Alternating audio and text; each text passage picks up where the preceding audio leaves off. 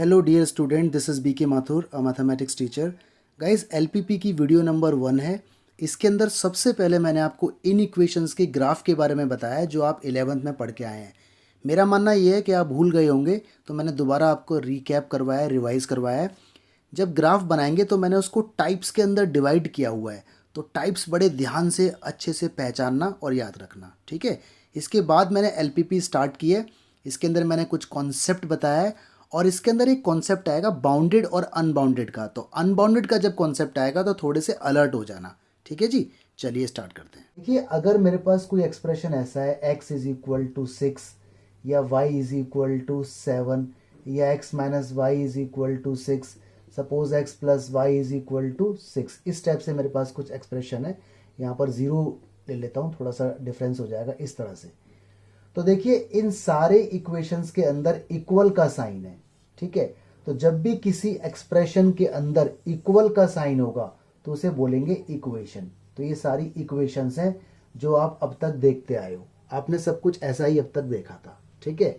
लेकिन क्योंकि अब आप एडवांस क्लासेस के अंदर आ गए हो, तो अब आपके सामने नया टॉपिक आएगा, that is inequalities, in equations. तो इन इक्वेशंस क्या होता है, जरा इसको समझ लो। सपोज करो मैंने बोला x लेस देन 6, या मैंने बोला x लेस देन इक्वल 6, मैंने बोला y ग्रेटर देन इक्वल 6 या y greater than 6, x minus y greater than equal 6 या x plus y less than equal 10, कुछ भी साइन हो सकता है। तो देखो, इन सारे एक्सप्रेशंस के अंदर कहीं लेस देन है, कहीं ग्रेटर देन है, कहीं लेस देन इक्वल है और कहीं ग्रेटर देन इक्वल है। तो इन सबको बोलते हैं इनइक्वेशंस या इनइक्वालिटीज। इसका मतलब क्या है? इसका मतलब ये है, जैसे मैं इसको अगर देखूं तो इसका मतलब क्या है, x लेस देन 6, मतलब x की वैल्यू 6 नहीं होगी तो क्या होगी, 6 से छोटी कुछ भी होगी।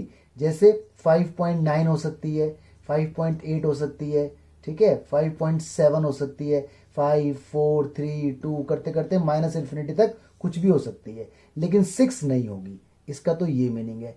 इसका क्या मीनिंग है? इसका मीनिंग है x की वैल्यू 6 भी हो सकती है और 6 से छोटी कोई भी हो सकती है, तो इन इक्वेशन वैलिड होगी। जैसे इसमें x की वैल्यू 6 हो सकती है, ठीक है, 5.9 हो सकती है, 5.8 हो सकती है, 5 हो सकती है, 4 हो सकती है, 4.1 हो सकती है, कुछ भी डेसिमल में कुछ भी हो सकती है। यहां पर 6 इंक्लूड है क्योंकि इक्वल का साइन है, तो 6 हो सकती है और 6 से छोटा कुछ भी।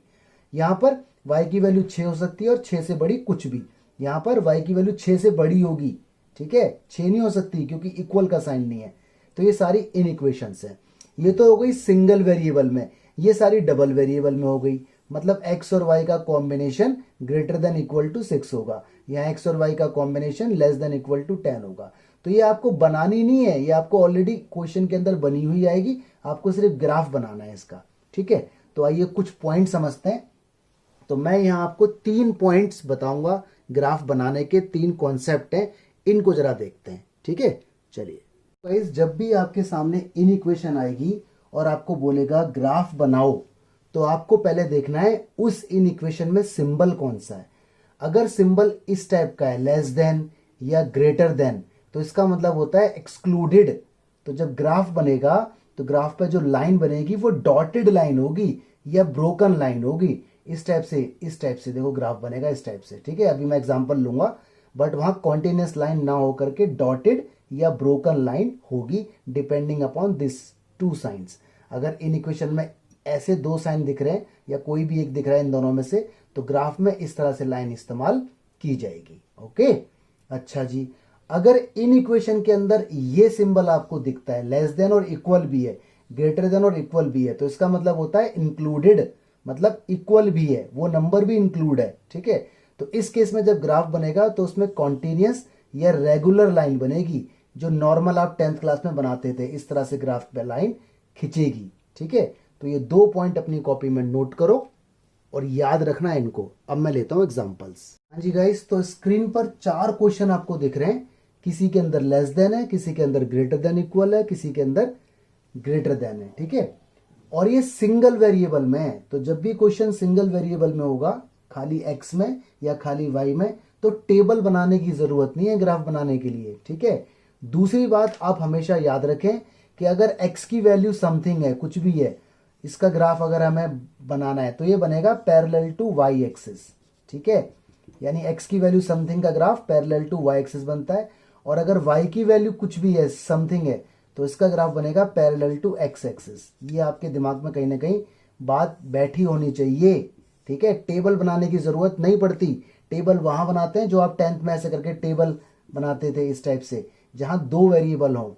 तो यहाँ पे सिंगल वेरिएबल है, तो ग्राफ बनाने के लिए आप पहले इस तरह से कोऑर्डिनेट एक्सिस बना लीजिए। ये x है, x डैश, ये y डैश हो गया, ये आपका y हो गया, ठीक है। 1 2, ये -1 -2, ये आपका -1, ये आपका 1 और ये आपका 2, ठीक है। चाहो तो नीचे -2 तक ले जाओ, कोई दिक्कत नहीं, ठीक है जी। अब देखिए, अब बनाऊंगा मैं ग्राफ। इसने कहा है x की value less than -2। Less than को लिए थोड़ा सा इसे अभी इग्नोर करो और देखो x की वैल्यू कितनी है, -2, तो -2 पे जाओ, ये रहा -2। आपको मालूम है जब भी x की वैल्यू कुछ होगी और ग्राफ बनेगा तो वो पैरेलल बनेगा किसके, y एक्सिस के, तो y एक्सिस के बनाओ पैरेलल। दूसरी बात देखो, इसमें जो साइन है ना वो लेस देन का है, मतलब नीचे इक्वल नहीं है। तो मैंने अभी अभी आपको बताया है कि जब ऐसा या ऐसा साइन होगा तो ग्राफ बनेगा डॉटेड लाइन में, ब्रोकन लाइन में, ठीक है। तो इसका ग्राफ इस तरह से बनेगा पैरेलल टू y एक्सिस, और ब्रोकन लाइन बनेगी इस टाइप से। ये बन गया इसका ग्राफ, ठीक है। इसका सपोज करो नाम फर्स्ट था तो उसका नाम रख दो इधर फर्स्ट। एक तो ये बात हो गई। दूसरी बात देखो, दूसरी बात इसमें आती है शेडिंग की। शेडिंग करना एकदम कंपलसरी है। ध्यान से देखो, इसने कहा है x छोटा है -2 से, x लेस देन -2, तो -2 यहां पर है। इस साइड अगर जाएंगे तो छोटी वैल्यू मिलेंगी, -3 -4 -5, और अगर इस साइड अगर हम जाएंगे तो बड़ी वैल्यू मिलेंगी, -1 0 1 2, ठीक है। इसने कहा है छोटा लेस देन, तो इसकी शेडिंग इस तरह से होगी। इसका जो एरिया होगा वो इस तरह से शेड किया जाएगा, ठीक है। तो आपको इस तरह से शेडिंग करके एग्जाम में दिखानी है, तो ये इसकी शेडिंग है। बल्कि आप इस तरह से भी डार्क शेडिंग भी कर सकते हैं अच्छे से पेंसिल से, ठीक है। तो ये इसका सॉल्यूशन हो गया इस चीज का। ऑलराइट, आगे देखते हैं। ध्यान रखने वाली बात कि डॉटेड लाइन है क्योंकि यहां पर इक्वल का साइन नहीं था। इसका देखते हैं जी, y इज इक्वल टू कितना है, 2, ठीक है। यहां पे देखो इक्वल का साइन भी है, और आपके दिमाग में एक बात सेट है कि जब भी y is equal to something हो तो पैरेलल टू x एक्सिस उसका ग्राफ बनता है।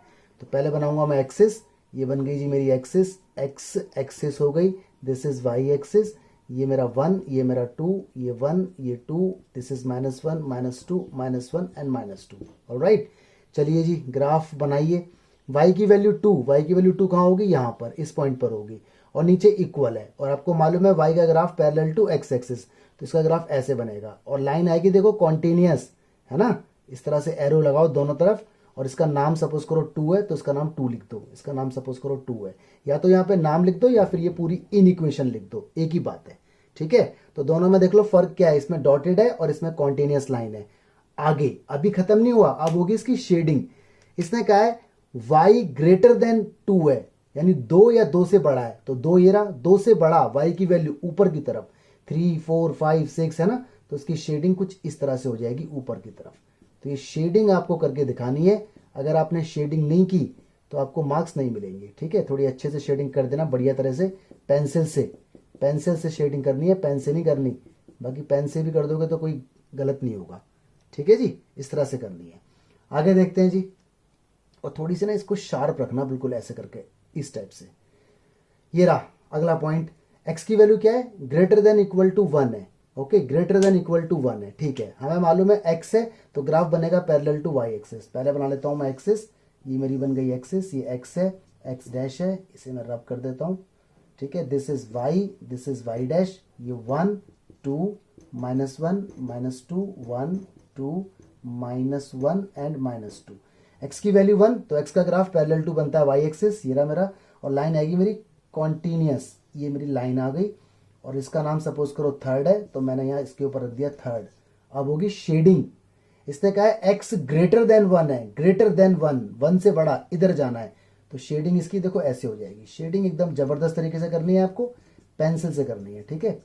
तो शेडिंग करना कंपलसरी है। इसका मतलब है कि इस इक्वेशन का जो रिजल्ट है वो इस तरफ की तरफ जाएगा, ओके। लास्ट रह गया हमारा ये रहा, इसका भी ग्राफ एकदम से बना देते हैं। तो ये मेरा है सपोज करो x axis, this is y axis, ये 1 ये -1, ये 1 और ये -1। चलो y की वैल्यू कहाँ है, -1 पर, यहाँ पे आएगा ग्राफ। और क्योंकि y का ग्राफ है तो पैरेलल टू बनेगा x एक्सिस। और लाइन कैसी आएगी, डॉटेड। क्यों आएगी बताओ डॉटेड लाइन, क्योंकि इक्वल का साइन नहीं है। ठीक है, एरो लगा दो दोनों तरफ, इसका नाम रख दो फोर्थ, क्योंकि इसका नाम मैंने फोर्थ रखा हुआ है। या फिर ये इन इक्वेशन लिख दो यहाँ पर। ठीक है, अभी नहीं हुआ खत्म, अभी शेडिंग भी करनी पड़ेगी। इसने कहा है y लेस देन -1 है, तो -1 तो ये था, ये वाला पॉइंट। लेस देन छोटा, तो नीचे की तरफ आएगा। तो शेडिंग बड़ी सफाई से करनी है इस तरह से। ठीक है, बिल्कुल पास पास पास पास शेडिंग करनी है पेंसिल से। बल्कि आप पेंसिल से ना इस तरह से डार्क भी से कर सकते हो अच्छी तरीके से। ओके, तो अपना काम अच्छे से करें, सफाई से करें। तो ये था कॉन्सेप्ट नंबर 1 ग्राफ का। इसे मैं बोलूंगा ग्राफ टाइप 1। टाइप 1 आपने सीख ली। टाइप 1 के अंदर आपको सिंगल वेरिएबल में इक्वेशन मिलेगी, या तो x में या y में। अगर x में मिलेगी तो पैरेलल टू y एक्सिस, और अगर y में ग्राफ मिलेगा तो पैरेलल टू x एक्सिस।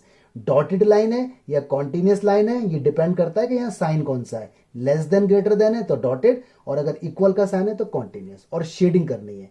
तो ये ग्राफ था टाइप 1 का। ठीक है, अब आती है टाइप 2। इतना नोट करो अच्छे से जी। अब आ गई टाइप 2। तो आप देख सकते हैं आपकी स्क्रीन पर। टाइप 2 के अंदर क्या होगा बच्चों, 2 वेरिएबल होंगे, x भी होगा, y भी होगा, और कांस्टेंट टर्म भी होना चाहिए। यानी 3 एक्सप्रेशन होना जरूरी है। ये टाइप 2 है। यानी इक्वेशन कुछ ऐसी फॉर्म में होगी, ax प्लस vy, यहां पे कोई भी साइन हो सकता है, less than, greater than, equal, कुछ भी, और ये c। ठीक है, तो इसे इन इक्वेशन बोलेंगे, एक्चुअली इक्वेशन ना बोल करके। तो कुछ ऐसा एक्सप्रेशन आपके सामने आएगा। और मजे की बात यह है कि टाइप 2 के अंदर ये जो c है ना, c, ये कभी भी 0 नहीं होगा। अगर ये 0 हो जाएगा तो ये टाइप 3 हो जाएगा, जो इसके बाद आएगी। ठीक है, उसे मैं टाइप 3 बोलूंगा। थोड़ी सावधानी की जरूरत है उसके अंदर। तो ये आपकी टाइप 2 है, ध्यान से देखना है इसको। ठीक है, यहीं से सब कुछ स्टार्ट होता है, यही मेन चीज है। सबसे पहला काम, जब आप ग्राफ बनाओगे तो इसे लेट करके लिखोगे, 2x प्लस 3y, और इक्वलिटी का साइन लगाओगे खुद, क्योंकि ये इन इक्वेशन है। और इन इक्वेशन कभी सॉल्व नहीं होती, उसे पहले इक्वेशन अज्यूम करना पड़ता है।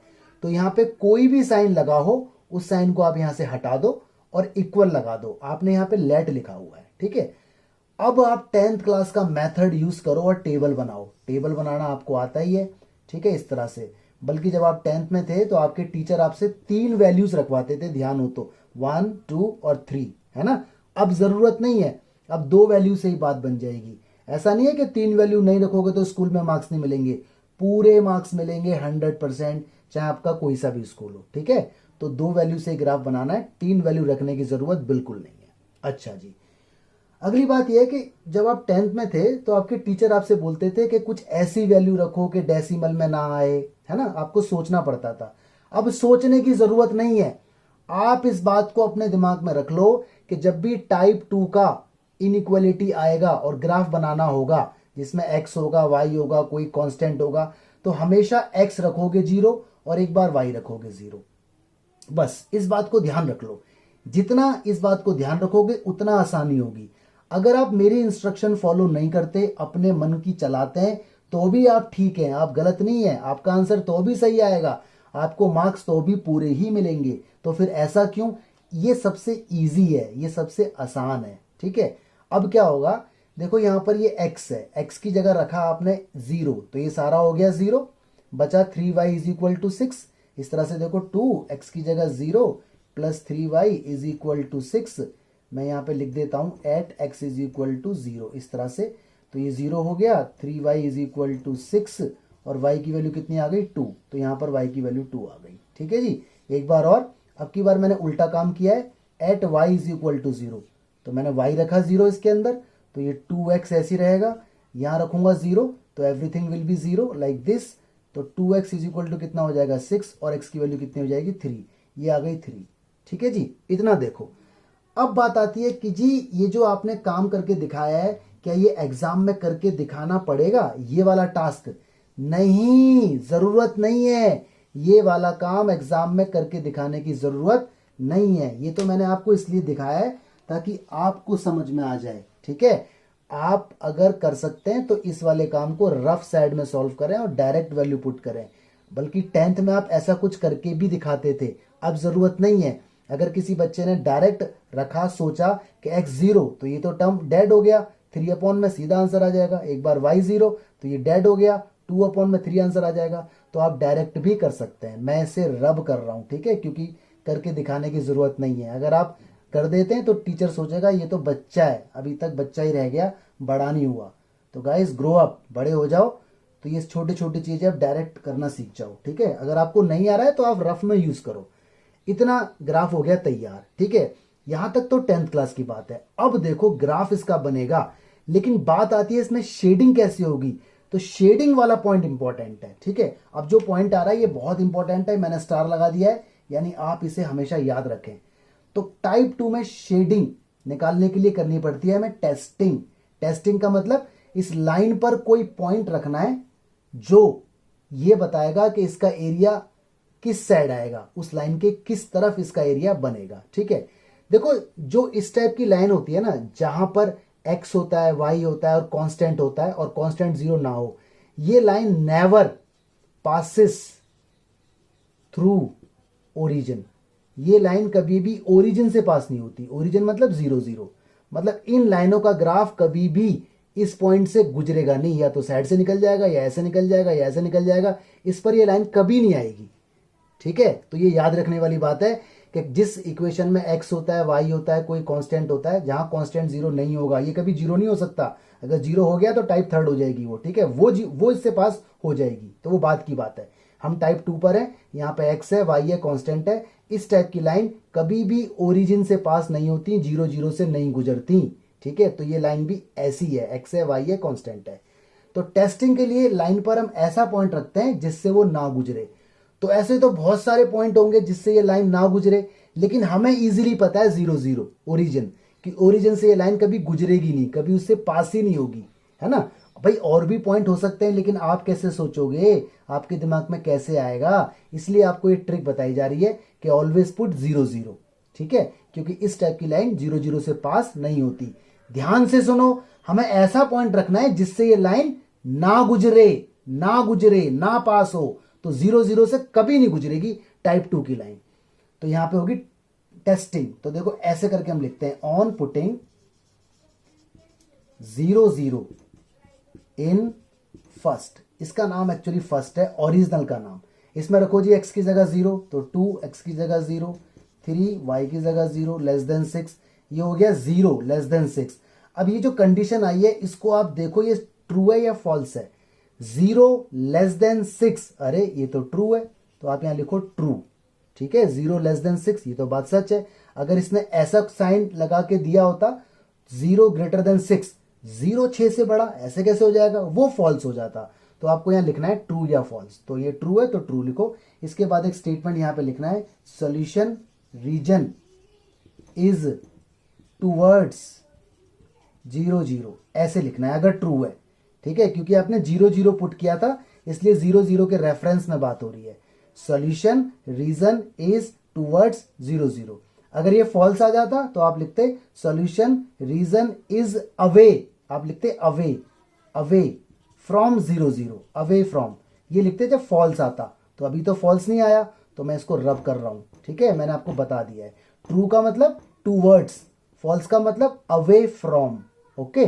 चलिए, तो पहला टास्क हमारा लेट वाला था, दूसरा टास्क हमारा टेबल वाला था, तीसरा टास्क हमारा टेस्टिंग वाला था। और ये ट्रू है तो टूवर्ड्स, और अगर फॉल्स है तो अवे, ठीक है, ध्यान रखना है इसको।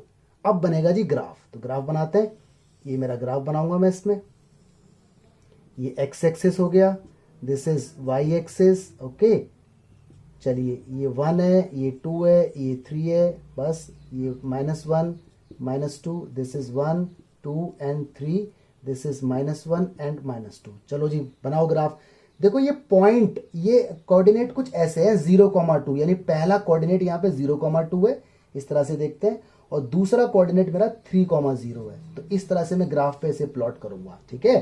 पहले x देखते हैं, फिर y। तो 0,2 पहला और 3,0 दूसरा। बनाओ जी। 0 पे 2, 0 कहाँ है 0, ये रहा, 0 पे 2 ये रहा।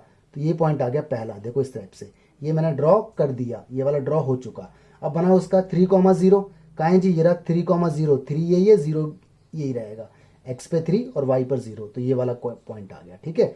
अब इसको मिलाना है, तो स्केल से मिलाना, ऑलवेज यूज स्केल, ठीक है। देखो यहाँ साइन लेस देन है, तो इसका मतलब यहाँ इक्वल नहीं है, तो लाइन आई कैसी, डॉटेड, तो इसे मिला दो, इस तरह से मिला दिया। मिलाने के बाद इतना नहीं छोड़ना, लाइन पूरी आर पार होनी चाहिए, पूरी क्रॉस कर जाए लाइन, ठीक है। तो कंजूसी नहीं करनी, लाइन थोड़ी सी बड़ी बनानी है ताकि वो क्वाड्रेंट को क्रॉस कर जाए, पूरा पार कर जाए। पार करते इसका नाम लिख दो, इसका नाम फर्स्ट था, या तो इसका नाम डालो यहाँ या पूरा एक्सप्रेशन लिखो, ठीक है, ये वाला। यहां तक बात आती है, यहां तक कोई दिक्कत नहीं।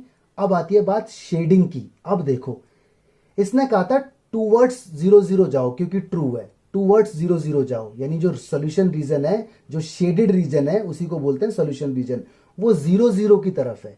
तो बच्चों ये लाइन के दो पार्ट हैं, एक पार्ट ये रहा और एक पार्ट ये रहा। पूरा जो ग्राफ है वो दो पार्ट में डिवाइड हो गया, ये भारत है और ये पाकिस्तान है, ठीक है। तो सोचो जरा, आपको कहाँ जाना है, आपको जाना है टूवर्ड्स 0 0। तो 0 0 भारत में है या पाकिस्तान में है, सोचो कहाँ है, भारत में। ये रहा ना पॉइंट 0,0, ये वाला पॉइंट है, तो इसका मतलब इसकी शेडिंग ऐसे होगी, इंडिया की तरफ, ठीक है, क्योंकि ये ट्रू आया था। अगर ये फॉल्स आता तो अवे फ्रॉम 0 0 हो जाता। अवे का मतलब उस केस में फिर हम पाकिस्तान की तरफ चले जाते। तो ये बनेगा टाइप 2 का ग्राफ, ठीक है। तो टाइप 2 का ग्राफ अच्छे से प्रैक्टिस कर लो, इस क्वेश्चन को अभी प्रैक्टिस कर लो। ध्यान रखना 3 स्टेप है, पहला लेट, दूसरा टेबल। टेबल में रखने को तो कुछ भी रख सकते हो, लेकिन मैं चाहता हूं आप 0 0 रखो, चाहे डेसिमल में आ जाए। अगर मान लो डेसिमल में भी आ जाए 2.5 तो आने दो, ग्राफ तो बन ही जाएगा, 2.5 मिल ही जाएगा वहां। तो डेसिमल में आए तो डरना मत। हालांकि 10th में आपको बताया गया था कि डेसिमल से बचो, डेसिमल से बचो, अरे वो 10th थी, अब बड़े बच्चे हो गए हो, डरना नहीं है, ठीक है। तो आप 0 0 की आदत डाल लो, ठीक है। रफ कैलकुलेशन में करना चाहो तो आप चले जाओ, अदरवाइज डायरेक्ट पुट कर सकते हो। इसके बाद टेस्टिंग। टेस्टिंग हम कोई भी पॉइंट रख सकते हैं, लेकिन हमें कैसे पता चलेगा, तो हमें सोचना पड़ेगा। तो ना सोचना पड़े तो टाइप 2 के बारे में एक इंफॉर्मेशन है कि टाइप 2 की इक्वेशन कभी भी 0 0 से पास नहीं होती, तो हम 0 0 रखेंगे ऑलवेज ओरिजिनल इक्वेशन में। यहां पे ये कंडीशन देखनी है, ट्रू आए तो टूवर्ड्स 0 0, फॉल्स आए तो अवे फ्रॉम 0 0। फिर बनेगा हमारा ग्राफ। ग्राफ पर ये पॉइंट 0,2 पहला कोऑर्डिनेट, 3,0 दूसरा, दोनों पॉइंट प्लॉट हो जाएंगे। दोनों को स्केल से मिलाना है और आर पार करना है, कंजूसी नहीं करनी, पूरी बड़ी ग्राफ बनाना है। बड़ी का मतलब ये नहीं पूरी शीट में ही बना दो, आई मीन क्वाड्रेंट से थोड़ा इधर और इधर निकलता हुआ ग्राफ बनाना है, ठीक है। अब लाइन डॉटेड आएगी या कॉन्टिन्यूस आएगी, ये डिपेंड करता है इसके साइन पर, ठीक है। इसके बाद शेड करना है ट्रू और फॉल्स के हिसाब से। आई होप आपको ग्राफ 2 टाइप 2 समझ आया होगा, इसे अभी रिवाइज कर लो, ठीक है। अब मैं टाइप 3 पे आ रहा हूं। हम आ गए टाइप 3 पर। ग्राफ बनाना है हमें इनइक्वेशन टाइप 3 का। पहले देखो इसकी पहचान क्या है। टाइप 3 देखो इस टाइप से होती है, ax प्लस बी वाई। यहाँ पे कुछ भी साइन हो सकता है, less than, greater than, less than, equal. जैसे देखो मैंने यहाँ कुछ लगा रखा है, यहाँ कुछ लगा रखा है, तो यहाँ कोई भी साइन हो सकता है, ठीक है। इसके बारे में एक इन्फॉर्मेशन देखो, इसमें कॉन्स्टेंट टर्म नहीं है, इसमें x है, y है, कॉन्स्टेंट हमेशा 0 होगा, है ना। यानी जो c था वो यहाँ 0 हो गया। तो इसकी पहचान क्या है, x और y होता है, कॉन्स्टेंट हमेशा 0 होता है। इसके बारे में information, this will always pass through 0 0, यानी ये लाइन हमेशा ग्राफ में इस पॉइंट से गुजरेगी, ऐसे ऐसे ऐसे ऐसे, इससे जरूर गुजरेगी। इसका मतलब जब यहाँ टेस्टिंग होगी तो इसके अंदर 0 0 पॉइंट नहीं रखा जाएगा, ये पॉइंट इसके अंदर अलाउ नहीं है। रीजन, क्योंकि हम ऐसा पॉइंट रखते हैं जो इस लाइन के ऊपर ना हो, लेकिन ये लाइन तो 0 0 से गुजरेगी, तो कौन सा पॉइंट रखेंगे अभी देखते हैं। पहले आगे इसको देख लेते हैं, इसका सॉल्यूशन फिर बताऊंगा आपको, ठीक है। देखो जी, इसके अंदर x है, y है, ठीक है, और ये मेरी इक्वेशन है। तो क्वेश्चन या तो ऐसे आएगा, है ना, x भी है, y भी है, कांस्टेंट भी है, या फिर ये एक्सप्रेशन ऐसे भी तो आ सकता है। देखो ऐसे करके 2x greater than equal y, ये y अगर यहां ले आएंगे तो ये बात यही बन जाएगी। तो एग्जाम में ऐसे आए या ऐसे आए, आप पहचान जाना कि ये इस कैटेगरी का है, इस बिरादरी को ये बिलोंग करता है, ठीक है। तो इसके लिए भी खास बात है, अभी तक तो सेम है। लेट, पहले लेट करना है 2x minus y is equal to 0। कुछ नहीं करना होता यार, जो ये सिंबल है इसे हटा के हमेशा इक्वल लगाना है। अब बनेगी टेबल। अब टेबल बनाते वक्त खास बातों का ध्यान रखा जाएगा। यहां पर मैंने आपसे अभी कहा था कि कुछ भी हो आप हमेशा x रखो 0 और y रखो 0, है ना। अगर आपने ये बात यहाँ पे फॉलो कर दी, रख के देखो, x रखो यहाँ 0 तो ये हो गया डेड, y भी 0 आ गया। y रखो यहाँ पे 0, ये हो गया डेड, x भी 0 आ गया। ये तो चारों पॉइंट सेम आ गए। तो एक ग्राफ में 2 पॉइंट सेम अलाउ नहीं है, क्योंकि ग्राफ कैसे बनेगा, अगर मैं ग्राफ बनाऊंगा तो मैं तो एक ही पॉइंट पे बार बार जाऊंगा तो लाइन ड्रॉ नहीं हो पाएगी, ठीक है। तो इसलिए थोड़ी सी स्ट्रेटेजी यहां पर बदली जाएगी। ओके, तो देखो एक तो आप सोच लो कि मैं एक जीरो तो रखूंगा, हमेशा जीरो रखने से बेनिफिट होगा आपको। तो रखो यहाँ पे एक्स जीरो, तो एक्स रखा है मैंने जीरो, देखो एट मैं लिख के दिखा देता हूँ, एक्स की वैल्यू जीरो, तो 2x हो गया zero, minus y is equal to zero, ये पूरा portion zero, minus y zero, और y की वैल्यू देखो जीरो, तो जीरो आ गई, ठीक है। अब दूसरा पॉइंट कुछ भी रख लो यार, कुछ भी, बिना सोचे समझे कुछ भी रखो, एनीथिंग, डेसिमल में रखो, नेगेटिव रखो, कुछ भी रखो, कोई मना नहीं है, ठीक है। लेकिन ज्यादा बड़ा मत रखना, क्योंकि ग्राफ में लिमिट भी तो होगी ना। कभी आप रख दो x की जगह जी मैं रखूंगा 2 लाख, मैं रखूंगा जी 50,000, तो ग्राफ कैसे बनाओगे भाई, स्केलिंग में दिक्कत हो जाएगी। तो इसलिए लिमिटेड रखो, ठीक है। लेकिन नेगेटिव पॉजिटिव कुछ भी रख सकते हैं। तो सपोज करो मैंने रखा x की वैल्यू 2 रखी, तो ये बनेगा 2, x की जगह 2 आ जाएगा, minus y is equal to 0, 4 minus y is equal to 0, minus y is equal to minus 4, और y की वैल्यू 4, यानी x की वैल्यू 2 डालने पर y की वैल्यू 4 आ गई, ठीक है जी। तो इस तरह से इसमें सावधानी थी। अब मुझे इस चीज़ की ज़रूरत नहीं है, ये तो मैंने आपके लिए लिख के दिखाया, मैं डायरेक्ट भी रख सकता था। तो अगर आपको आता है तो आप डायरेक्ट रखो, और नहीं आता तो रफ में ये स्टेप करो और फिर टेबल बना दो, ठीक है। तो देखो फर्क क्या है, एक तो पहचान, दूसरी बात जब टेबल बनाएंगे तो सावधान रहेंगे। एक बार रखेंगे एक्स जीरो तो वो भी जीरो ही आएगा, एक बार कुछ भी रखेंगे, ठीक है। अब बताती है टेस्टिंग की, तो टेस्टिंग यहां पर होगी ऑन पुटिंग। उससे पहले ना एक बार इसका ग्राफ बना लो ताकि आपको समझ में आ जाए, ठीक है। इसमें थोड़ी सी खास बात है, मैं आपको एक्चुअली डिटेल में समझाना चाहता हूँ, इसलिए मैं बार बार एक बात को रिपीट करता रहता हूँ। बनाइए जी जीरो, ये पहले 1 है, 2 है, 3 है, 4 है, this is 1 2 3 4 and 5, right, 1 2 3 4, 1 2 3 4 5, this is -1, this is -1, ठीक है। बल्कि जब आप 10th में थे तो आपने नोटिस किया होगा, आप 10 मिनट तो ग्राफ बनाने में ही लगाते थे, साफ साफ सुंदर सुंदर, 10 तक यहाँ लिखते थे, 10 तक यहाँ, फिर पेंसिल से मिटाते थे, फिर फूक मारते थे, है ना। तो ऐसा करके टाइम वेस्ट करना तो आपकी आदत थी, लेकिन अब टाइम वेस्ट नहीं करना है। ऐसा नहीं है कि यहाँ तक आपने 4 तक लिखा है तो यहाँ तक भी 4 तक ही लिखोगे, ज़रूरत के हिसाब से। मुझे ज़रूरत पॉजिटिव वैल्यू की है, इसलिए मैंने पॉजिटिव वैल्यू को लिखा है ज़्यादा, ठीक है, वो भी मैंने फालतू लिख दिया था। तो ऐसा कुछ कंपल्सन नहीं होता कि इक्वल इक्वल लिखना होता है, वो 10th की बातें हैं।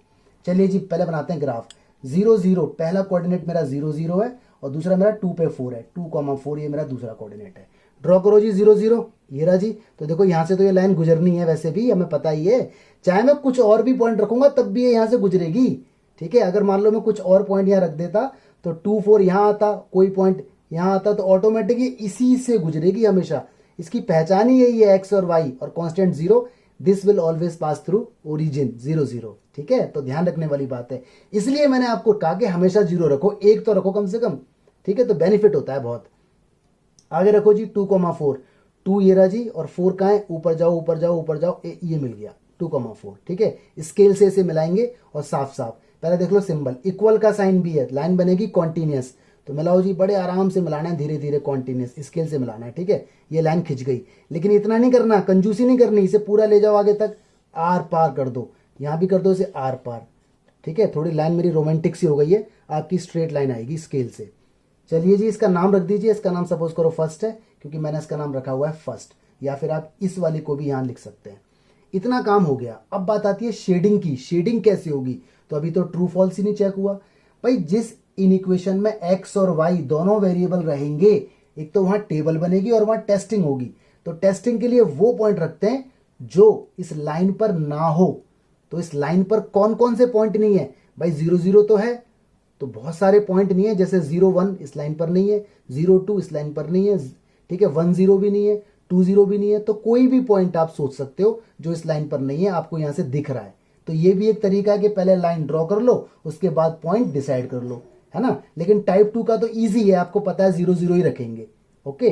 तो देखो इसके लिए मैं आपको बताता हूं एक ट्रिक, टाइप 3 के लिए आप हमेशा ना इस टाइप का पॉइंट रखो, ऑन पुटिंग 0 5, कुछ भी रख दो, 0 5 0 6 0 4 0 2, या फिर 2 0 5 0 6 0, एक 0 और एक कुछ भी। रीजन देखो ना, 0 5 का है, 0,5 यहां कहीं होगा, इस पॉइंट से लाइन कभी पास ही नहीं हो रही, तो इसका मतलब क्या है कि ये लाइन कभी भी एक्स एक्सिस और वाई एक्सिस को कट ही नहीं करेगी, ओरिजिन से निकल जाएगी। तो कोई भी पॉइंट रखो जो ओरिजिन के अलावा हो, ठीक है। लेकिन अगर आपने सोचा कि यहां का कोई पॉइंट सोच लूं स्पेस का, तो क्यों सोच रहे हो यार, इतना डिस्टर्ब क्यों हो रहे हो? आपको बेफालतू में सोचने की जरूरत क्या है जब आपको सिंपल पॉइंट मिल रहा है। 0 1 रख दो, 0 2 रख दो, 0 3 रख दो, 0 1 रख दो, सॉरी 1 0 रख दो, ठीक है, 2 0 रख दो। ऐसे पॉइंट रखो जो एक्सिस के ऊपर हो, तो यहां से लाइन कभी नहीं गुजरेगी।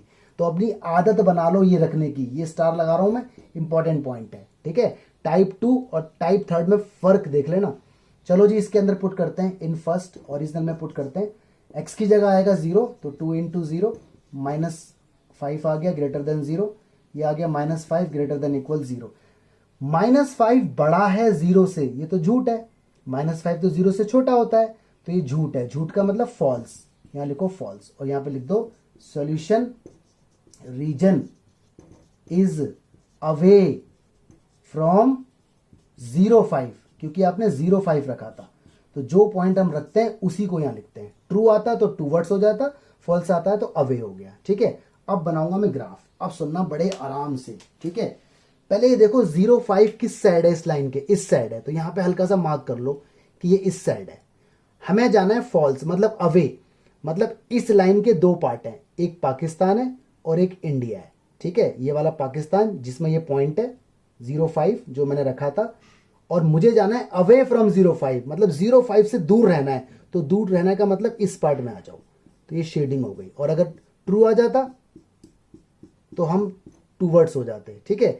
ऐसा, अब ऐसा मत सोच लेना कि इंडिया की साइड ही हमेशा शेडिंग होगी, ऐसा नहीं है। वो तो मैंने नाम इसको दे दिया। सपोज करो ये इंडिया है और ये पाकिस्तान है, तो पॉइंट जहां पर है, पॉइंट जहां पर है, पॉइंट देखो यहां पर है, और ये फॉल्स आया तो उससे अवे रहो, ठीक है। और अगर ट्रू आया तो उसकी तरफ मूव हो जाओ। तो ट्रू फॉल्स का चक्कर है, अवे और टूवर्ड्स वर्ड को पकड़ो, ठीक है। ये टाइप 3 है। तो जरा टाइप 2 और टाइप 3 में करते हैं कंपैरिजन। टाइप 2 के अंदर एक्स वाई कांस्टेंट होता था, वो लाइन हमेशा 0 0 से नहीं गुजरती थी, इसलिए उसमें 0 0 रखते थे। टाइप 3 के अंदर एक्स होता है, वाई होता है, कांस्टेंट 0 होता है हमेशा, ये लाइन 0 0 से गुजरेगी, इसलिए 0 0 ना रख करके कोई भी एक पॉइंट रखेंगे। तो हमने अपनी आदत बना ली, हम रखेंगे हमेशा 0 5 या 0 6 या 0 8 या 0 1 या 0 4, कुछ भी रखो, ठीक है। आदत बना लो, एक तो ये। दूसरी बात, जब टेबल बनाएंगे तो एक्स रखूंगा मैं 0, तो वाई भी 0 आएगा, और दूसरा एक्स में कुछ भी रखूंगा, कुछ भी, एनीथिंग, लेकिन लिमिट में, ताकि ग्राफ के ऊपर आ जाए, ठीक है। बाकी ट्रू फॉल्स आप समझ सकते हैं। ये 3 कॉन्सेप्ट अगर आपको नहीं आए तो आगे मत बढ़ो, आगे कुछ समझ नहीं आएगा। पहले ये 3 कॉन्सेप्ट कॉपी में लिख लो, समझ लो, फिर आगे बढ़ो, ठीक है जी। एक कॉन्सेप्ट और आ गया, देखो ये कॉन्सेप्ट है, अगर किसी भी क्वेश्चन में आपको ऐसा कुछ देखने को मिले, x greater than equal to 0, y greater than equal to 0, तो इसका मतलब होता है फर्स्ट क्वाड्रेंट, इसकी बात हो रही है। क्योंकि खुद सोचो, x भी 0 से बड़ा मतलब पॉजिटिव, y भी 0 से बड़ा मतलब पॉजिटिव, तो यही तो x और y दोनों पॉजिटिव होते हैं फर्स्ट क्वाड्रेंट में, तो इसका मतलब ये होता है, ठीक है। x ग्रेटर देन 0 का ग्राफ ये होता है, ये है ना, याद करो। x की वैल्यू जो होती है पैरेलल टू y एक्सिस, तो ये x ग्रेटर देन 0 का ग्राफ है, इसका एरिया इस साइड होगा, ओके, क्योंकि ग्रेटर देन 0। और y इज इक्वल टू 0 का ग्राफ ये है। बहुत से बच्चों को उल्टा लग रहा होगा, अगर सर ये क्या कर रहे हो, तो उल्टा हो रहा है। उल्टा नहीं हो रहा, बिल्कुल सच हो रहा है। ये y की वैल्यू 0 का ग्राफ x एक्सिस होता है, क्यों? क्योंकि y की वैल्यू 0 x एक्सिस पर ही होती है, कहीं भी चले जाओ y की वैल्यू 0 ही मिलेगी, देखो x एक्सिस पे, ठीक है। अब ये ग्रेटर देन है तो इसका ग्राफ इस तरफ होगा, ओके। तो देखो ये कॉमन रीजन निकल के आ गया, इसका एरिया ऐसे आ रहा था और इसका एरिया ऐसे आ रहा था। तो ये मैंने आपको प्रूफ करके दिखाया है कि इसका मतलब होता है फर्स्ट क्वाड्रेंट, तो इसको कुछ नहीं करना पड़ता, इसका मतलब फर्स्ट क्वाड्रेंट है, ये ध्यान रखना। अच्छा, यही बात कुछ क्वेश्चन में ऐसे लिख के भी आ जाती है, x, y greater than equal to 0, तो या तो वो अलग अलग लिख के दे दे या एक साथ लिख के दे दे, दोनों का मतलब यही है, ठीक है। ये कॉन्सेप्ट अपने दिमाग में रखें। अब मैं क्वेश्चन ले रहा हूं इंपॉर्टेंट, जो एग्जाम में 6 मार्क्स का आता है। बच्चों देखो, LPP स्टार्ट हो रहा है, that is linear programming problem. अब तक मैंने आपको जो बताया था वो बेसिक था, ग्राफ था, वो आप 11th क्लास के अंदर पढ़ चुके थे। लेकिन मेरा ये मानना है कि बच्चे धीरे धीरे चीज़ों को भूल जाते हैं, तो इसलिए मैंने आपको दोबारा से वो सारी चीज़ें रिवाइज कराई थी। उसमें आप सारी टाइप्स पर अच्छे से ध्यान दें, खासकर टाइप 3, उसमें नोटिस करना है, 0 0 नहीं रखना है, ओके। तो गाइज LPP क्या है? एक्चुअली ये कॉमर्स की प्रॉब्लम है, बच्चे इसको बीकॉम के अंदर भी पढ़ते हैं, बीकॉम ऑनर्स के अंदर भी पढ़ते हैं, और अगर वो MBA के अंदर जाएंगे तो भी ये टॉपिक आएगा। बहुत बड़ा टॉपिक है, यहाँ तो छोटा सा टॉपिक है, बट इसके अंदर बहुत सारी वेराइटीज़, बहुत सारे सब टॉपिक्स होते हैं। ठीक है, 12th क्लास में सिर्फ एक ही मेथड आपके कोर्स में है जिसका नाम है कॉर्नर पॉइंट मेथड। यानी जो भी हम क्वेश्चन सॉल्व करेंगे वो कॉर्नर पॉइंट मेथड से सॉल्व होगा। लेकिन जब आप आगे जाओगे BCom ऑनर्स में या MBA में तो कई सारे मेथड आएंगे। ठीक है, तो अभी उसके बारे में डिस्कशन नहीं होगा, अभी सिर्फ कॉर्नर पॉइंट के बारे में होगा। 12th क्लास के सिलेबस पे हम रिस्ट्रिक्टेड है, राइट। तो देखिए LPP होता क्या है। अगर आपसे कोई पूछे what is LPP, what is the purpose, तो आप उसे बताएंगे LPP ऑप्टिमाइजेशन प्रॉब्लम है। यानी हम ज़्यादा से ज़्यादा प्रॉफिट कमाना चाहते हैं और कम से कम कॉस्ट लगाना चाहते हैं। तो जो भी चीज़ हमारे बेनिफिट में है उसे हम मैक्सिमाइज करना चाहेंगे और जो हमारा खर्चा है उसे हम हमेशा मिनिमाइज करना चाहेंगे। ठीक है, तो LPP हमें ऐसा सॉल्यूशन देता है जिससे कि प्रॉफिट मैक्सिमाइज हो जाता है और कॉस्ट मिनिमाइज हो जाती है। ठीक है, प्रॉफिट और कॉस्ट का मैं एग्जांपल बार बार ले रहा हूं क्योंकि ये नोन वर्ड्स हैं आपके लिए, बाकी और भी कई सारे फैक्टर्स आएंगे वो दिखेंगे आपको। ठीक है, तो कोई भी आपसे पूछे व्हाट इज LPP तो आप बोलोगे दिस इज ऑप्टिमाइजेशन टेक्निक। इससे प्रॉफिट को मैक्सिमाइज करते हैं, कॉस्ट को मिनिमाइज करते हैं। भाई हर एक बिजनेसमैन चाहेगा कि प्रॉफिट उसका मैक्सिमम हो और कॉस्ट उसकी हमेशा मिनिमम हो। ठीक है, और भी इसके अंदर कई फैक्टर आएंगे वो धीरे धीरे देखोगे। तो फिलहाल ये ऑप्टिमाइजेशन प्रॉब्लम से डील करने का तरीका है। इसके अंदर एक वर्ड आता है फिजिबल रीजन। अभी आपने देखा था जब मैंने ग्राफ आपको बना के दिखाए थे, या मैं बना के अभी दिखाऊंगा, तो उसमें बोलते हैं फिजिबल रीजन। फिजिबल रीजन का मतलब होता है कॉमन रीजन। कॉमन, जैसे बहुत सारी जब इन इक्वेशन बनती हैं, सपोज करो ये इक्वेशन है, ठीक है, एक लाइन ये रही, एक लाइन ये रही, एक लाइन ये रही, तो अगर ये मेरा फिजिबल रीजन आया तो ये मेरा कॉमन रीजन होगा, इसे बोलूंगा मैं फिजिबल रीजन। ठीक है, या फिर सपोज करो एक लाइन मेरी ये रही और एक लाइन मेरी ये रही, अगर मेरा ये रीजन आया तो इसे बोलूंगा मैं फिजिबल रीजन। ठीक है, अब बात आती है सर आपने यही क्यों लिया, ये क्यों नहीं लिया, या आपने यही क्यों लिया, ये क्यों नहीं लिया। तो अभी हम सॉल्यूशन देखेंगे, क्वेश्चंस देखेंगे, समझ में आ जाएगा। ये तो मैं आपको एग्जांपल दे रहा हूं कि फिजिबल रीजन का मतलब होता है common shaded region. Common shaded region, ये फिजिबल रीजन है। कोई आपसे पूछे तो आप उसे बता देना कि व्हाट इज फिजिबल रीजन, तो आप उसे बोलना the common region determined by all constraints of an LPP is called feasible region. दोबारा आप लिख लो मेरे साथ साथ, common region determined by all the constraints of an LPP is called feasible region. Constraints का मतलब होता है जितनी भी इनइक्वेशन बनेंगी उनकी हेल्प से। जैसे देखो यहाँ पे ये एक इनइक्वेशन है, नंबर 1, ये नंबर 2 है, ये नंबर 3 है, तो इनसे जो कॉमन रीजन निकल के आएगा that will be known as feasible region. अब बात आती है फिजिबल रीजन कितने टाइप का होता है। तो फिजिबल रीजन दो टाइप का होता है, एक होता है बाउंडेड फिजिबल रीजन, एक होता है अनबाउंडेड फिजिबल रीजन। देखो बाउंडेड फिजिबल रीजन ये रहा, आपने ध्यान से देखा ये बाउंडेड है, कवर्ड है, ओके, और ये अनबाउंडेड है। क्यों? देखो ये अनबाउंडेड है, ओपन है, ये कहीं तक भी जा रहा है, ओके। तो दो तरह के क्वेश्चंस हम लोग देखेंगे ताकि आपको सारी बातें समझ में आ जाए। तो ये कुछ कीवर्ड्स हैं, कुछ कॉन्सेप्ट हैं जो आपको पता होना चाहिए LPP स्टार्ट करने से पहले, ओके। चलिए अब एक न्यूमेरिकल मैं लेता हूं LPP का ताकि आपको सारा क्वेश्चन समझ में आ जाए। देखिए गाइस, एक न्यूमेरिकल आपके सामने एग्जाम में अगर आएगा तो इस टाइप से भी आ सकता है, बाकी वर्ड प्रॉब्लम भी इसके अंदर आएंगी, लेकिन ये बेसिक आपको समझना है। अगर आपको ये क्वेश्चन समझ में आया तो वर्ड प्रॉब्लम तो एकदम हलवा है, ठीक है। इसमें लिखा हुआ है maximize z is equal to x plus 2y।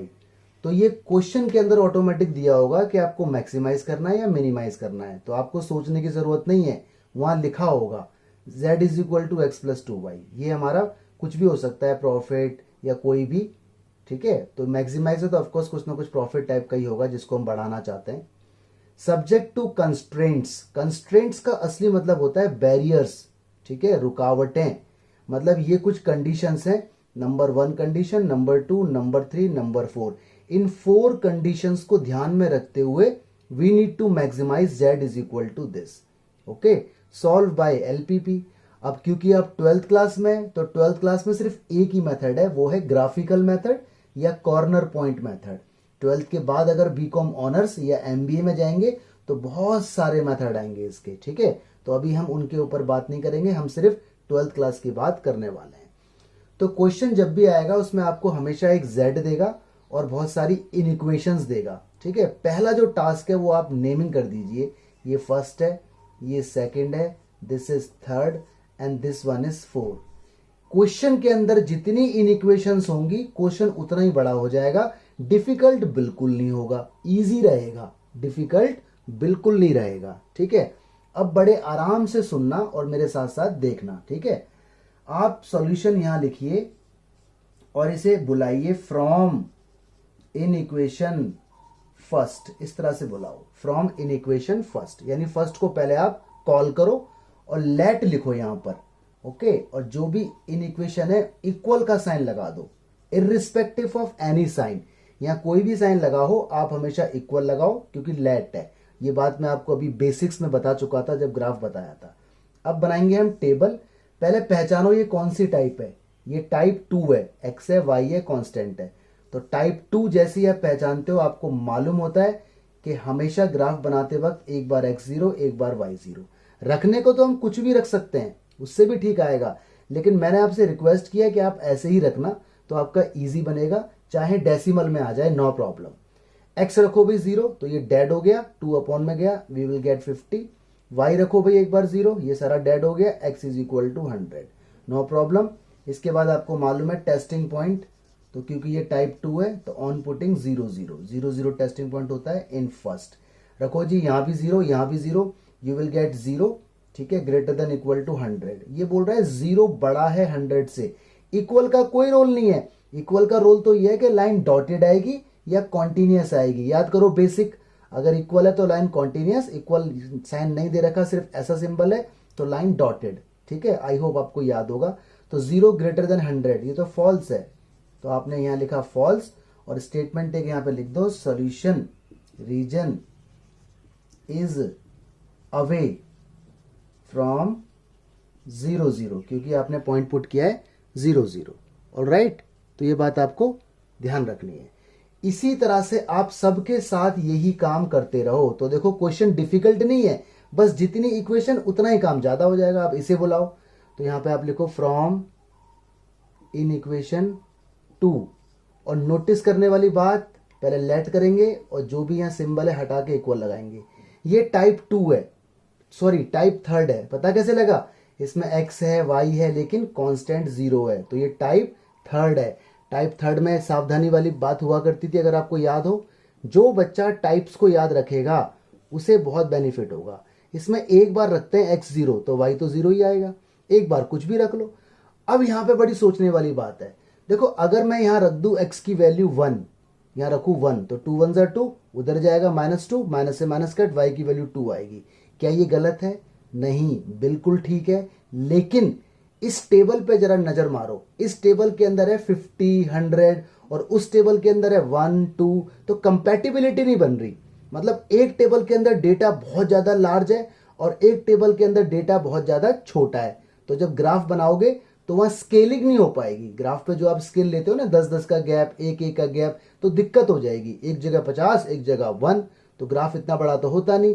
तो कंपैटिबिलिटी बननी चाहिए टेबल के अंदर, ठीक है। तो इस हिसाब से रखना है। तो ये 1,2 आया, ये सही तो है, गलत नहीं है, लेकिन आप मत रखो, इसको इग्नोर करो। ध्यान से सुन लेना ये बात, compatibility between the table, okay. तो कुछ ऐसी वैल्यू रखो जो इस रेंज में आए, थोड़ी बड़ी बड़ी वैल्यू, ताकि स्केलिंग हो जाए। 10 10 का गैप ले लेंगे ग्राफ पे, या 20 20 का गैप ले लेंगे, ठीक है। तो सपोज करो मैंने x रखा 50, यहां रखो 50, 50 × 200, तो ये 100 आ जाएगा। अब कंपैटिबिलिटी बन गई, टेबल के अंदर डेटा लगभग सेम रेंज में चल रहा है, ठीक है। यहाँ पर आप 30 रख देते, 40 रख देते, ताकि 10 10 के गैप में वो आ जाए।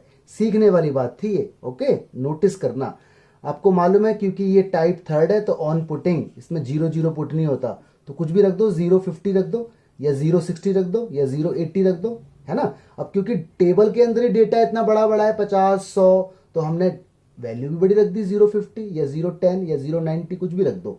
याद है ना, ये मैंने 0 5 रखना आपको सिखाया था, क्योंकि 0 0 से तो ये लाइन खुद पास ही होगी, ठीक है। तो याद रखना टाइप 2 रखो जी। इसके अंदर x की जगह रखो 0, तो ये 0 हो जाएगा, y की जगह 50, तो this will be -50 less than 0। ये -50 लेस देन 0, ये तो ट्रू है, मतलब बात सच है। इसका मतलब ये हो गया सॉल्यूशन रीजन इज टूवर्ड्स क्या 050, जो पॉइंट रखा है वो पॉइंट रखा करो, ठीक है। चलिए अब आते हैं इस पे, थर्ड पे, बुलाओ उसको भी।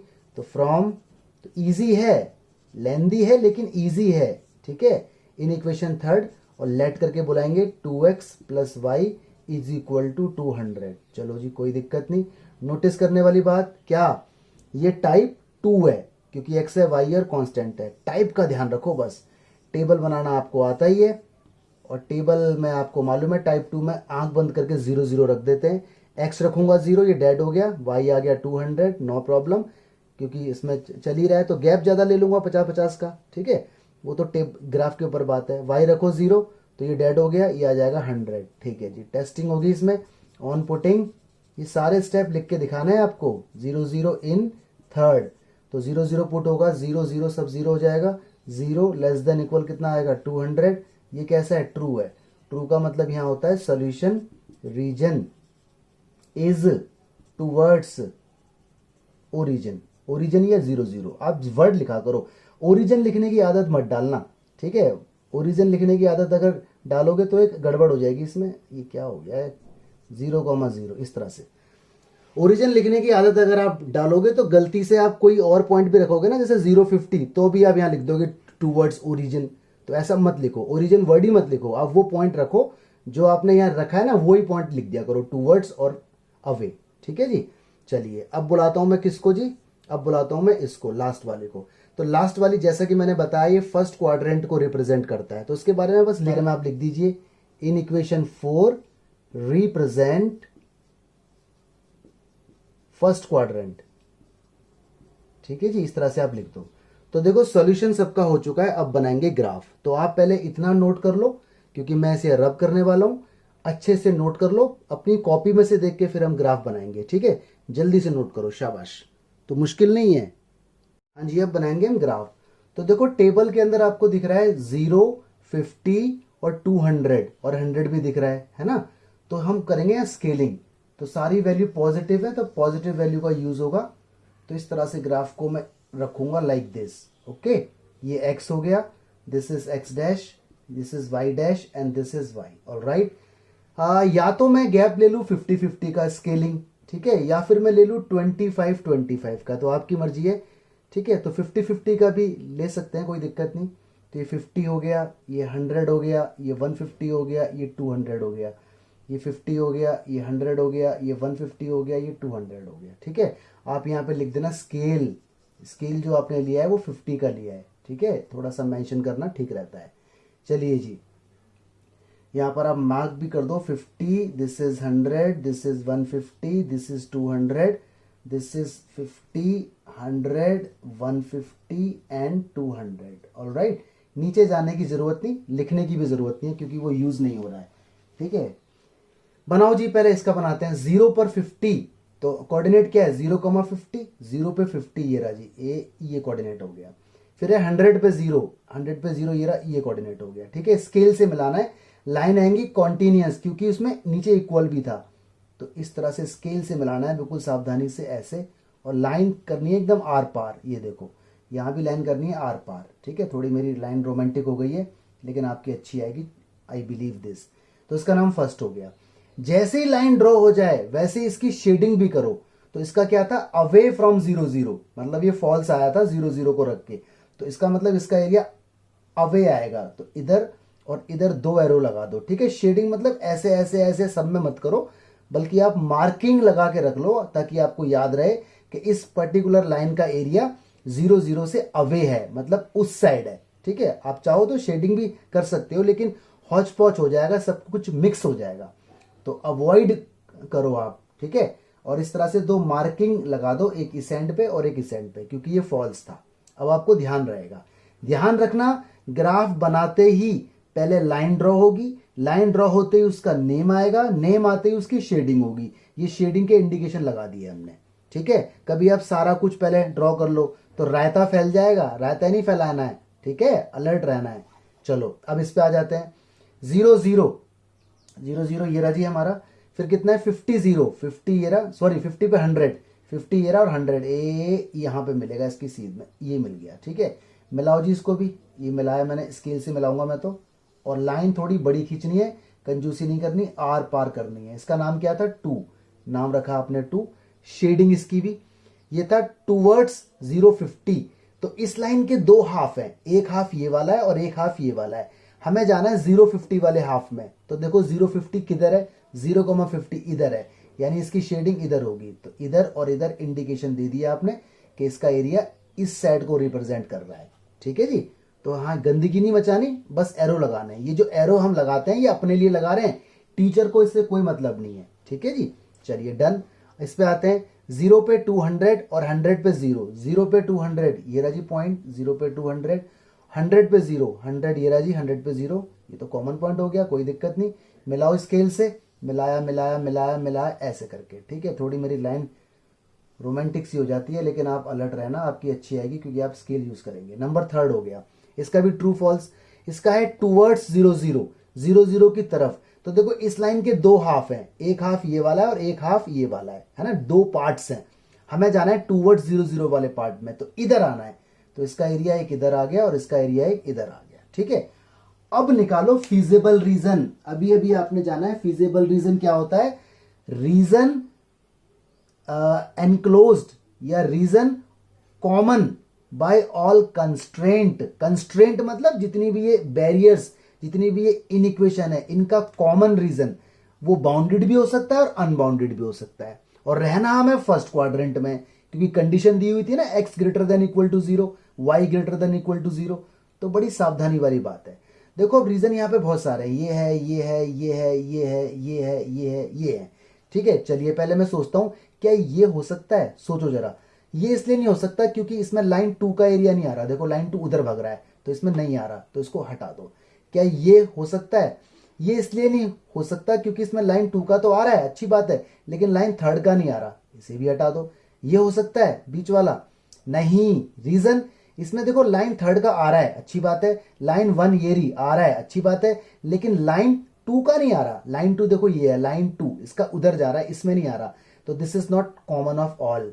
ठीक है, ये हो सकता है, नहीं। रीजन, इसमें लाइन 2 का नहीं आ रहा, तो this is not common of all. ये हो सकता है, नहीं। रीजन, इसमें देखो लाइन 1 का नहीं आ रहा, लाइन 1 ऊपर भग रहा है, तो ये भी नहीं हो सकता। ये हो सकता है, यस। वाई, अरे यार लाइन 3 का भी आ गया, लाइन 2 का भी आ गया और लाइन 1 का भी आ गया, तो this is the feasible region. ठीक है, और ये एनक्लोज्ड है, ये बाउंडेड है। रीजन, क्योंकि ये हर साइड से कवर्ड है। अब बहुत से बच्चों के मन में आ रही होगी, सर इसे यहां तक भी तो आएगा। अरे ये फर्स्ट क्वाड्रेंट में लेना है भाई, फर्स्ट क्वाड्रेंट ये रहा, आगे नहीं जा पाएगा क्योंकि कंडीशन दी हुई थी x greater then 0, y greater then 0। इसका मतलब ही यही है कि शेडिंग फर्स्ट क्वाड्रेंट में होगी। ठीक है, तो नो प्लेस फॉर कंफ्यूजन। तो ये आपका आ गया बाउंडेड रीजन।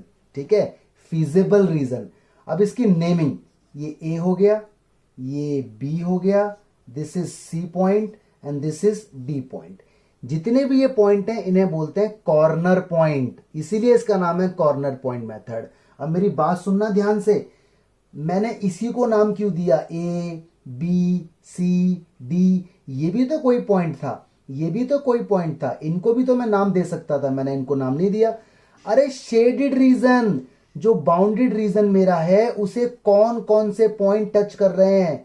ठीक है, मान लो ये दिल्ली सिटी है, दिल्ली सिटी के कौन कौन से बॉर्डर हैं, ये बॉर्डर है, ये बॉर्डर है, ये बॉर्डर है, एग्जिट पॉइंट ये बॉर्डर है, तो उसी पॉइंट को नाम देना है। ठीक है, ये तो कोई पॉइंट नहीं है ना, ये तो लाइन है, ये तो कोई पॉइंट नहीं है, लाइन है, ये तो लाइन है पूरी, ये भी लाइन है, तो ये एग्जिट पॉइंट है, उन्हीं को नाम देना है ABCD। इसका तो दिल्ली से कोई मतलब ही नहीं है, इसका भी दिल्ली से कोई मतलब नहीं है। ठीक है, तो सिंपल सी बात क्या है, शेडेड रीजन जो होगा उसके जो पॉइंट इंटरसेक्ट पॉइंट होंगे, जो कॉर्नर पॉइंट होंगे, जहां जहां दो लाइन मीट कर रही होंगी, देखो यहां ये और ये मीट कर रही हैं, यहां देखो ये लाइन और ये लाइन मीटिंग कर रही है, इस पॉइंट पे ये लाइन और ये लाइन मीटिंग कर रही है, उन्हें नाम देना है। ठीक है, आई होप आपको नेमिंग समझ में आ गई होगी। अब बात आती है इन पॉइंट्स को निकालने की। 11th में आप इतना छोड़ते थे, लेकिन अब आप 12th में आ गए हो, अब निकालो इनके कोऑर्डिनेट्स। तो देखो ए कोऑर्डिनेट तो आपको मालूम है, ये 200 है ना, इसीलिए मैंने 0 0 रखवाता हूं। 0 0 रखने से बेनिफिट यही होता है कि बाउंड्री वाले पॉइंट ऑटोमेटिक पता चल जाते हैं और ग्राफ भी इजीली बन जाता है। तो ये वाला जो ए पॉइंट है ये होगा 0,200, ठीक है। ओके, बी पॉइंट भी देखो मुझे मालूम है ना, तो ये बी पॉइंट मेरा होगा 0,50 क्योंकि वाई एक्सिस पर है। सी पॉइंट मैं निकाल सकता हूं ऐसे करके ग्राफ पे, ऐसे करके ऐसे करके ऐसे करके, लेकिन एक्यूरेट आए या ना आए मुझे नहीं मालूम, हो सकता है डेसिमल में आ रहा हो, कुछ भी आ रहा हो। तो देखो सी और डी पॉइंट मुझे मालूम नहीं है, हालांकि डी पॉइंट भी निकल रहा है। देखो ऐसे करके मैं जाऊंगा ना ग्राफ पे, ऐसे करके जब ग्राफ पे बनाओगे तो आ जाएगा 50 पे 100, है ना। ऐसे ही ये पॉइंट भी आ जाएगा, थोड़ा ऊपर नीचे हो गया होगा, लेकिन फिर भी मैं आपको बोल रहा हूं कि इस मेथड को आप अवॉइड करो। तो आप एलिमिनेशन मेथड से निकालना सीखो। कैसे? इधर देखो ऐसे, तो यहां लिखो 4 पॉइंट फेयर वर्क में सी पॉइंट के लिए ध्यान से देखो, सी पॉइंट किस किस लाइन को इंटरसेक्ट करने से बन रहा है। सी पॉइंट बन रहा है जी एक तो लाइन 2 पर, ठीक है, और एक लाइन 1 पर। तो आप यहां लिखो ऑन सॉल्विंग 1 and 2, ये मेथड अपनाओ आप हमेशा पॉइंट निकालने के लिए। कुछ केसेस में तो ग्राफ से निकल जाता है, वो भी ठीक है, गलत नहीं है, लेकिन आई रिकमेंड कि आप इस तरह से सॉल्व करो। रीजन, कभी कभी आंसर डेसिमल में आता है, ठीक है, 33/4, 37/9, तो उस केस में आप इससे नहीं निकाल पाओगे। तो आप आदत ही ऐसी बना लो, ठीक है, गलत आदत क्यों सीख रहे हो, तो आप ऐसे करके करो। तो सी पॉइंट के लिए 1 और 2 को सॉल्व करो। दिस इज 1, x + 2y = 100, और this is 2, 2x - y = 0, equation number 2। Elimination method लगाइए, तो यहां पर एक काम कर देते हैं, यहां पे 2 से मल्टीप्लाई कर देते हैं, ठीक है, या फिर इसमें 2 से कर देते हैं, इक्वेशन 2 में मल्टीप्लाई कर देते हैं 2 से, और ये फेयर वर्क होगा। तो x + 2y = 100 ऐसे रहेगा, ये हो जाएगा 4x - 2y = 0, दोनों कट हो गए, ये 5x हो गया 100, और x की वैल्यू मेरी कितनी आ गई 20, ठीक है जी, x की वैल्यू 20 आ गई, देखो यहाँ पर आ गई 20। x की वैल्यू के आते ही फिर मैं इसे पुट कर दूंगा कहाँ, सेकंड में, या तो फर्स्ट या सेकंड किसी में ही पुट करो, तो ये ज़्यादा इजी लग रहा है मुझे।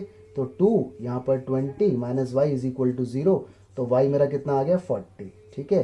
तो मेरे पास सी पॉइंट का अरेंजमेंट हो गया 20 पर 40, इस तरह से यहाँ पे रखो 20 पर 40, तो निकालो ऐसे, ठीक है। इसका नाम क्या है, इसका नाम सी पॉइंट है, सी, ये छोटा सा लिखा है मैंने सी, दिख रहा है आपको, नहीं दिख रहा, थोड़ा बड़ा कर देता हूँ, ये सी है, ठीक है जी। चलिए इसी तरह से अब निकालो डी पॉइंट। पहले आप इतना करो, मैं रब करता हूँ और डी पॉइंट निकालता हूँ, या आप भी पहले डी पॉइंट देखो, फिर देखते हैं हम दोनों का सेम आता है या नहीं आता है जी। तो देखो आपने डी पॉइंट निकाला होगा, मैंने भी निकाल दिया, मेरा आया 50 पे 100, है ना। तो मेरा डी पॉइंट आ गया 50 पे 100। अगर आपका भी आया है तो इसका मतलब आपका एकदम सही है। अच्छा ये बताओ, ये डी पॉइंट निकला तो निकला कैसे? अरे भाई ये डी पॉइंट एक तो लाइन 2 और एक लाइन 3 को इंटरसेक्ट करने से बन रहा था, ठीक है। हालांकि देखो ग्राफ से भी साफ साफ निकल रहा है, बिल्कुल ये 100 है और ये कितना है 50, ठीक है। तो 50 पे 100 ये साफ साफ निकल रहा है, लाइक ये हॉरिजॉन्टल हो गया 50 और वर्टिकल हो गया 100। लेकिन फिर भी मैं आपको बोल रहा हूँ कि आप अवॉइड करो और ये वाली टेक्निक यूज करना, ठीक है। 20 सेकंड 30 सेकंड फालतू लगेंगे, लेकिन आप हमेशा सही कर पाएंगे। चलिए जी, ये इतना हो चुका, ठीक है, इतना सॉल्व कर लो। अब मैं आगे बताता हूँ इंपॉर्टेंट बात जी। तो जैसे कि आपको मालूम है कि अब बनाएंगे हम टेबल, ये लास्ट स्टेप होता है, ये टेबल आपको बनानी है। कुछ टीचर टेबल नहीं बनाते, बिना टेबल के लिख देते हैं, वो भी ठीक है, गलत नहीं है, लेकिन टेबल बनाओगे तो एक मैनेजमेंट वे में रहेगा, मैनेज्ड वे में रहेगा, ठीक है। तो देखो कॉर्नर पॉइंट आ गए हमारा, ए पॉइंट आ गया, बी पॉइंट आ गया, सी पॉइंट आ गया, डी पॉइंट आ गया, सारे इस टेबल में लिख दो, ठीक है जी। ओके, देखो स्टार्टिंग में आपको z दिया हुआ था और ये z आपको मैक्सिमाइज प्रूफ करना था, आपने बोला था ना मैक्सिमाइज, प्रूफ नहीं करना, मैक्सिमम निकालना था। तो z जो स्टार्टिंग में दिया हुआ था वो आपको अब यूज करना है, ऑलराइट। तो आपने z लिख दिया। अब देखना बड़े आराम से इधर, अब इस z = x + 2y में ये वैल्यू पुट करो, x की जगह 0 और y की जगह 200, x की जगह 0, ये 2, y की जगह 200, I'll get 400। इसे भी पुट करो, x की जगह 0 और y की जगह 50, तो ये आ जाएगा जी आपका 100। इसे भी पुट करो, x की जगह 20 और y की जगह 40, ये भी आपका 100 आएगा। इसे पुट करो, x की जगह 50 और y की जगह 100, ये आपका आएगा जी कितना 250, ठीक है। ओके 250 थोड़ा सा ठीक बना देता हूं, ये बन गया। नोटिस करने वाली बात, इसने कहा था मैक्सिमाइज, तो इन सब में देखो कौन मैक्सिमम है, ध्यान से देखो, तो ये वाला मैक्सिमम है, तो यहाँ पे आप लिख दो मैक्सिमाइज, इस तरह से एरो बना के और लिख दो मैक्सिमम। ऐसे एग्जाम में लिख के आना, लेकिन रेड पेन ना, रेड पेन अलाउ नहीं है आपको। तो ये आपका आंसर आ गया, ठीक है। एंड में आपको एक स्टेटमेंट देना है कि maximum z is 400 at x is equal to 0 और y इज इक्वल टू 200। ऐसे ये स्टेटमेंट देना कंपलसरी है, वरना एक नंबर आपका कट जाएगा, ठीक है। ध्यान से, मैक्सिमम वैल्यू ये आई है, तो maximum z is 400 at x is equal to this, y is equal to this. तो ये इसका ऑप्टिमम सॉल्यूशन है, यानी बिजनेसमैन इस हिसाब से अगर काम करेगा तो उसको प्रॉफिट ज्यादा होगा, ठीक है। अच्छा जी, नोटिस करने वाली बात, इसमें सब कुछ बाउंडेड आया है, इसमें सब कुछ बाउंडेड आया है, तो बाउंडेड आया है तो नो प्रॉब्लम। अगर अनबाउंडेड आता तो, अनबाउंडेड अगर आता तो इतना क्वेश्चन तो होता ही होता, इसके बाद और भी स्टेप होते। क्या होते वो अगले क्वेश्चन में बताऊंगा, ठीक है, आने वाला है, तो ध्यान रखना। आगे अगर इस क्वेश्चन ने पूछा होता मिनिमम, तो मिनिमम देखो जी कौन है इनमें मिनिमम, तो ये दो वैल्यू हो गई मिनिमम, तो दोनों वैल्यू को लिखते हैं हम, यहां भी बनाते हैं हम एरो और यहां भी बनाते हैं हम एरो और लिखते मिनिमम मिनिमम, और आंसर लिखते minimum z is 100 at x is equal to 0 and y is equal to 50 as well as x is equal to 20 and y is equal to 40, ठीक है। तो अगर टाई हो जाए तो दोनों आंसर एक्सेप्ट किए जाएंगे, ओके। ऐसे अगर मैक्सिमम में टाई हो जाता तो दोनों आंसर एक्सेप्ट किए जाते, तो ध्यान रखना। अच्छा, अगर क्वेश्चन में लिखा होता कि मैक्सिमाइज एंड मिनिमाइज z, दोनों बातें, तो दोनों बातें लिख देते। Maximum z is 400 at this and minimum z is 100 at this and this as well as this and this, ठीक है। तो ये था बाउंडेड एरिया फिजिबल रीजन का। अब मैं लूंगा अनबाउंडेड एरिया फिजिबल रीजन का, उससे पहले एक पॉइंट बताऊंगा, ठीक है। तो इतना तैयार करो अच्छे से जी। अब एक पॉइंट आ गया, when feasible region is unbounded, ठीक है। अभी तक था बाउंडेड, जो क्वेश्चन हमने किया था वो बाउंडेड था, वहां तक कोई दिक्कत नहीं थी। अगर अनबाउंडेड आ जाए तो भी आपको टेबल तो बनानी है, आंसर तो निकालना ही निकालना है, सारे स्टेप वही होंगे, ठीक है। तो सपोज करो आपका अनबाउंडेड आ गया, और क्वेश्चन में दो पार्ट हो सकते हैं, या तो मैक्सिमा बोला होगा या मिनिमा, दोनों के लिए अलग बात है, मैं आपको बताऊंगा, ठीक है। आपका अनबाउंडेड आ गया, z आपको दिया हुआ है कुछ भी, यहाँ भी z दिया हुआ है और मैक्सिमम बोला हुआ है, ग्राफ आपका ऐसे बन रहा है, नो प्रॉब्लम। अच्छा जी, अब देखो आपको क्या करना है। आपने टेबल बनाई होगी, ठीक है, टेबल बना के आपने आंसर निकाला होगा। सपोज करो आपका आंसर आ गया सी आंसर आ गया आपका, है ना, मैक्सिम, या फिर मैं आपको बोलता हूं कि मैक्सिमा इसने बोला है, तो सपोज करो आपका आंसर आ गया मैक्स एक आंसर आ गया, कुछ भी आंसर आया, 100 आया, 200 आया, 400 आया, जैसे भी 400 आया था, तो कुछ भी आंसर आ सकता है। तो मैंने उस आंसर को नाम दे दिया मैक्सिमम वैल्यू, ठीक है, मैक्सिमम वैल्यू, ये मैंने उसको नाम दे दिया कि कुछ भी आंसर आया उसका नाम मैक्सिमम वैल्यू है ना। अब सुनना बड़े ध्यान से, इसने बोला है मैक्सिमम, यानी अनबाउंडेड अगर आ जाए तो उतना तो क्वेश्चन होगा जितना बाउंडेड वाला होता है, उसके आगे कुछ स्टेप और होते हैं। तो क्या होगा, जो आपको z दिया हुआ है, ये इस z को उठा लो, उठाया जी, ax प्लस by, ध्यान से सुनना, इसने बोला है मैक्सिमम, तो ग्रेटर देन का साइन लगाओ, बिल्कुल सही सुना, ग्रेटर देन का साइन, इक्वल नहीं आएगा, ग्रेटर देन, ध्यान रखना। और जो आंसर आया था टेबल से निकल के, वो आंसर यहां लिखो, मैक्सिमम वैल्यू जो निकल के आई थी वो यहां लिखो, ये रहा। इसके बाद देखो ये इन इक्वेशन बन गई और नीचे इक्वल नहीं है, तो इसे भी अब सॉल्व करो वैसे ही, लेट ax by इक्वल मान के, यहां कुछ ना कुछ आंसर होगा, मैक्सिमम वैल्यू जैसे 400 आई थी, इसकी भी अब टेबल बनेगी, ठीक है, टेबल बनाओ, इसकी भी वही x है, y है, टाइप 2 है, 0 रखो, कुछ ना कुछ आएगा। इसका भी ट्रू फॉल्स टेस्ट करो, टेस्टिंग हो जाएगी, इसकी भी 0 0 पुट होके, ओके। और इसका भी लाइन ग्राफ पर ड्रॉ करो, चलो जी ड्रॉ करते हैं। तो मैंने सपोज करो इसकी लाइन ड्रॉ करो, और लाइन जब ड्रॉ होगी तो देखो डॉटेड आएगी, क्योंकि नीचे इक्वल नहीं है। तो जब मैं इस लाइन को ड्रॉ करूंगा ओरिजिनल ग्राफ में, उसी ग्राफ में होगा जो हो चुका है, जो बन चुका है। सपोज करो मेरा ग्राफ ऐसे आ गया, dot dot dot dot, pencil से खींचूंगा मैं, स्केल से ऐसे आ गया, इसका नाम रख दूंगा मैं कुछ थर्ड, ठीक है, ये इसका नाम होगा ओरिजिनल नेम, ये इसका थर्ड नेम होगा, मैंने इस तरह से रख दिया। अब इसकी टेस्टिंग भी होगी, है ना। अब सुनना, अगर इसका ट्रू आया होगा तो उसका मतलब इसका एरिया इस साइड होगा, इस साइड टूवर्ड्स 0 0, ठीक है। तो अगर इसका एरिया कॉमन रीजन से मैच नहीं हो रहा है, ध्यान से सुनो, अगर इसका एरिया, जो ये वाली इक्वेशन है, जो डॉटेड लाइन है, इसका एरिया कॉमन रीजन से मैच नहीं हो रहा है, मैच नहीं हो रहा है, तो हमारा आंसर जो आया था वो सही था। कंफ्यूज हो गए? दोबारा सुन लो।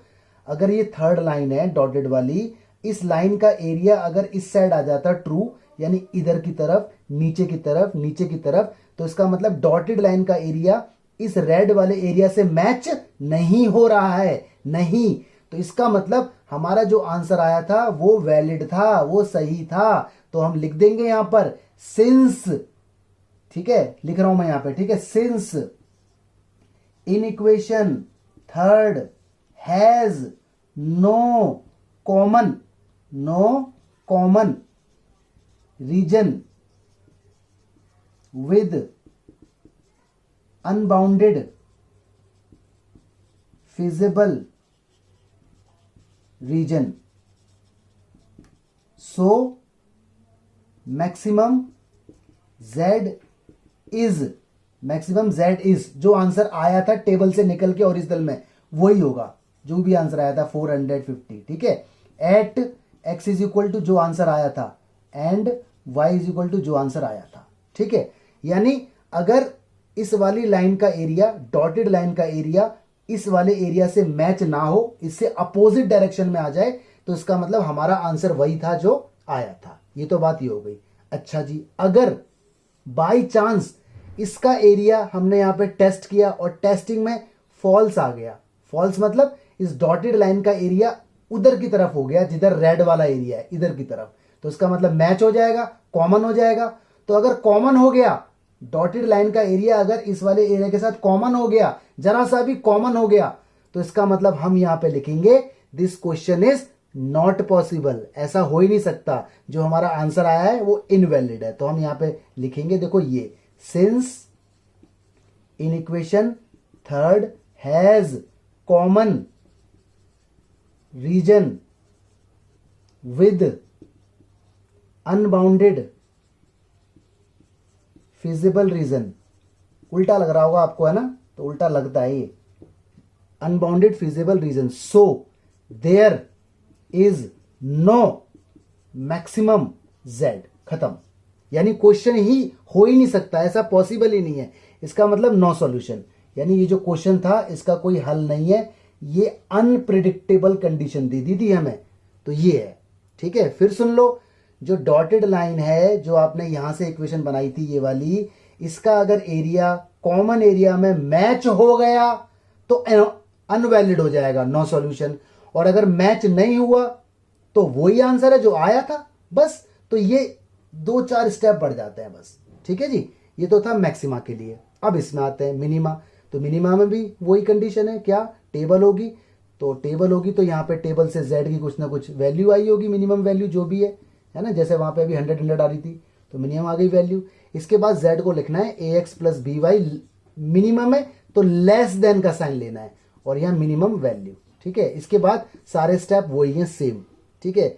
इसको इक्वल करेंगे, ग्राफ बनाएंगे, टेस्टिंग होगी, इसकी लाइन ड्रॉ होगी, जैसे भी हो रही है ड्रॉ, इसका नाम रखा जाएगा। इसका एरिया कॉमन एरिया में मैच हो गया तो नो सॉल्यूशन, और मैच नहीं हुआ तो वही सॉल्यूशन जो आया है, ठीक है। तो दिमाग गर्म करने वाली बात है, आपका दिमाग ऐसे हो गया होगा, थोड़ा सा ऐसे हो जाओ, आप ऐसे करके हो जाओ, ठीक है। बी हैप्पी हैप्पी, इस बात को नोट करो और एक बार इसको अपने आप बोल बोल के समझो। बच्चों एक बात और है, मान लो आपके पास 2 इन इक्वेशन दी हुई हैं, एक 1 है और एक 2 है, और z दिया हुआ है, जो भी दिया हुआ है, और आपने इसको सॉल्व किया। सपोज एक का ग्राफ ऐसे आया और इसका आ गया इस तरह से एरिया, ठीक है, ट्रू आया होगा इसका जो भी है, और एक का ग्राफ सपोज करो ऐसे आ गया और इसका आ गया इस टाइप से एरिया। तो यहाँ तो कोई कॉमन रीजन ही नहीं है ना। इस केस में क्या है, नो फिजिबल रीजन। भाई फिजिबल रीजन होता है कॉमन रीजन, चाहे वो बाउंडेड हो चाहे अनबाउंडेड हो, तो यहाँ तो कोई फिजिबल रीजन ही नहीं है। तो इतने के बाद ही हम छोड़ देंगे और लिख देंगे no solution since there is no feasible region, ठीक है। तो फिजिबल रीजन होगा तभी तो आगे टेस्टिंग होगी, यहाँ तो फिजिबल रीजन ही नहीं आया। तो ये एक नोट है, मेरे दिमाग में आया था इसलिए बता दिया आपको।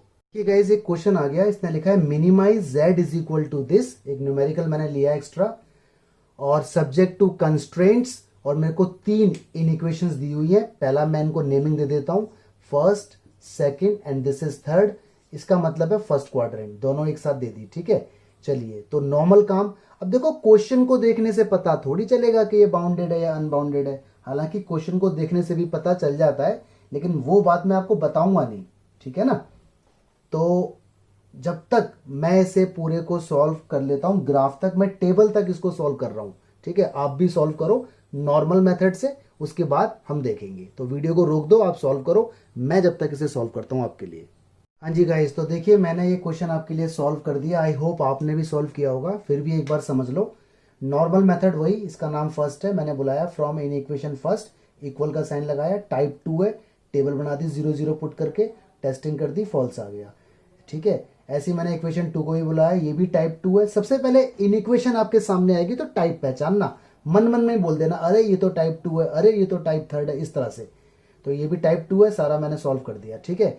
दो इक्वेशन है, ये तो फर्स्ट क्वाड्रेंट को रिप्रेजेंट करता है, मतलब shading will be in first quadrant, तो इसके बारे में टेबल नहीं बनेगी, बस लिख देना, लेकिन मैंने लिखा नहीं है, आप लिख देना in equation third represent first quadrant, जैसे लास्ट में लिखा था मैंने। अब बनाऊंगा मैं टेबल, 0 पे 8, 0 पे 8 ये रहा पॉइंट, 4 पे 0, 4 पे 0 ये रहा, मैंने इसे मिला दिया इस तरह से। नेम इसका फर्स्ट है और इसका फॉल्स है, फॉल्स मतलब अवे, तो अवे उस तरफ मैंने 2 एरो लगा दिए इंडिकेशन के लिए। अब मैं ड्रॉ करूंगा इसको, 0 पर 5 और 10 पर 0। 0 पर 5 का होगा 4 और 6 के बीच में ही होगा, ठीक है। और 10 पे 0, 10 पे 0 ये रहा, मैंने इसको भी मिलाया, मिलाती मैंने इसका नाम रखा 2, हालांकि मैंने दोनों तरफ 2 रख दिया है, कोई गलती नहीं है, फिर भी आप चाहो तो दोनों तरफ नाम लिख दो या फर्स्ट तरफ, कंफ्यूजन नहीं होती इससे, बस ये बेनिफिट है। इसका भी फॉल्स आया था, तो इसका एरिया भी अवे फ्रॉम 0 0 उधर होगा, ठीक है। तो अब देखो एरिया ये भी है, ये भी है, ये भी है, ये भी है। ये इसलिए नहीं हो सकता क्योंकि इसमें इस लाइन का नहीं आ रहा, ये इसलिए नहीं हो सकता क्योंकि इसमें इस लाइन का नहीं आ रहा, और ये तो हो ही नहीं सकता क्योंकि इसमें दोनों लाइन का कॉमन नहीं आ रहा। तो ये वाला एरिया हो जाए क्योंकि इसमें देखो इस लाइन का भी जा रहा है और इस लाइन का भी जा रहा है, तो कॉमन रीजन हो गया, तो अनबाउंडेड फिजिबल रीजन, ठीक है। टेबल में मैंने देखा था 0 4 8 0 5 10 है, तो मैंने जानबूझकर 2 2 का गैप दे दिया। तो आप यहाँ स्केल भी लिख देना कि स्केल आपने लिया है 2 का, ठीक है, ये आप लिख देना। अच्छा जी, अब बात आती है कॉर्नर पॉइंट की। तो मैंने आपसे कहा था जो शेडेड रीजन होता है उसको जो पॉइंट, जो इंटरसेक्शन पॉइंट टच कर रहे होते हैं, वही पॉइंट हम लेते हैं। तो देखो ये शेडेड रीजन है रेड वाला, इसका नाम, ये कॉर्नर पॉइंट है, टच कर रहा है इंटरसेक्ट, इसका नाम ए रखा, ये तो मुझे नोन है ना। देखो 0 पे 8, ओके, ये देखो पॉइंट है क्योंकि ये शेडेड रीजन को इंटरसेक्ट कर रहा है, तो ये पॉइंट मुझे मालूम नहीं है, तो मुझे मालूम है ना, या तो मैं ग्राफ से भी वैसे निकाल सकता हूं ऐसे करके, अगर निकल रहा है इजीली तो निकाल देना, लेकिन मेरी रिकमेंडेशन है कि आप ये टेक्निक अपनाएं। इक्वेशन 1 और इक्वेशन 2 को सॉल्व करने से पॉइंट मिलेगा, तो मैंने देखो यहाँ लिखा 4 point be on solving first and second, elimination लगाया, हालांकि मैंने छोड़ दिया ये आपके लिए CYS, लेकिन आंसर मुझे पता है इसलिए मैंने पहले लिख दिया 2,4, ठीक है, ये पॉइंट आ गया। अगला पॉइंट ये रहा C, क्योंकि ये भी रेड वाले एरिया को इंटरसेक्ट कर रहा है, शेडेड रीजन को टच कर रहा है, तो ये पॉइंट मुझे मालूम है 10 पर 0, ठीक है, और मैंने ये लिख दिया अनबाउंडेड फिजिबल रीजन, कोई दिक्कत नहीं। इसके बाद मैं बनाऊंगा टेबल। टेबल में आपको पता है कॉर्नर पॉइंट लिखते हैं और Z लिखते हैं। कॉर्नर पॉइंट में एक ये रहा, एक ये रहा, एक ये रहा, मैंने इधर सारे लिख दिए। 0 और 8 मैंने पुट किया, x की जगह y की जगह, वैल्यू आ गई, सारी वैल्यू आ गई, कोई दिक्कत नहीं, बिल्कुल पहले की तरह काम हो रहा है। इसने बोला है मिनिमाइज, तो देखो कौन मिनिमम है, मिनिमम कितना है 38, मैंने लगाया एरो और लिख दिया मिनिमम, ठीक है जी, यहां तक कोई दिक्कत नहीं। अब क्योंकि ये अनबाउंडेड है, अब काम आगे होगा, ठीक है। तो आप इतना, अगर आपने कुछ गलत किया है तो इतना आप पहले से ठीक कर लो, और अगर आपका सही था तो अब आगे देखो क्या होगा, ओके गाइस। तो अब देखो काम क्या होने वाला है इसके अंदर। आप यहां पे लिखते थे minimum value of Z is 38 at x is equal to 2, x is equal to 4, याद है, लिखते थे और आपका वही आंसर आता था। लेकिन अब आप देखो यहां पे क्या लिखोगे, आप यहां लिखोगे, यहां पर जगह नहीं है इसलिए मैं यहां लिख रहा हूं, मैं यहां लिखूंगा since feasible region is unbounded, यानी मैं इसे रीजन दे रहा हूं कि भाई ये अनबाउंडेड है इसलिए, ठीक है। इसलिए देखो अब क्या होगा, z कितना है, ये मेरा z है, तो z की इक्वेशन ले लो 5x प्लस 7y, जो मैंने बताया था ना ax प्लस by, ये वो चीज है, ठीक है। इसने बोला है मिनिमम, तो मिनिमम के लिए लेस देन का ले लो साइन, इक्वल नहीं लगाना, लेस देन लगाना है। मैक्सिमम होता तो ग्रेटर देन लगाते, इक्वल नहीं लगाना।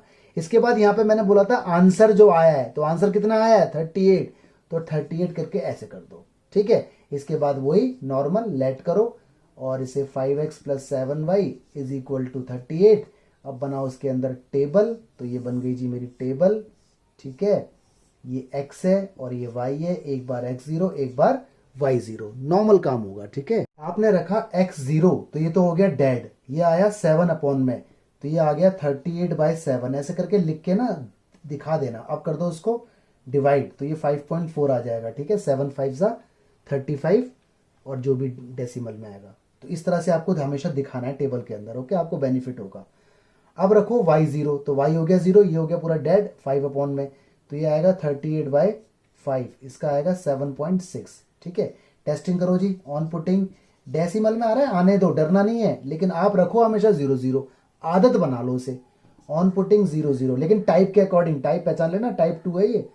0 0 इन थर्ड, इसका नाम रख दो थर्ड, ये ओरिजिनल नाम इसका थर्ड है, जो भी नंबरिंग नहीं फोर्थ नाम है इसका, इसका नाम फोर्थ रखो ना। रीजन, क्योंकि थर्ड नाम तो उसका था इन इक्वेशन वाली का, जो फर्स्ट क्वाड्रेंट दिया हुआ था, याद है, x greater then 0 y greater then 0, तो जो भी नेमिंग होगा वो तो नंबर के हिसाब से नाम आ जाएगा इसका। चलो जी पुट करो इसमें, तो 0 हो गया लेस देन 38, ये तो ट्रू है, ट्रू का मतलब हो गया सॉल्यूशन रीजन इज टूवर्ड्स 0 0, क्योंकि हमने रखा है 0 0।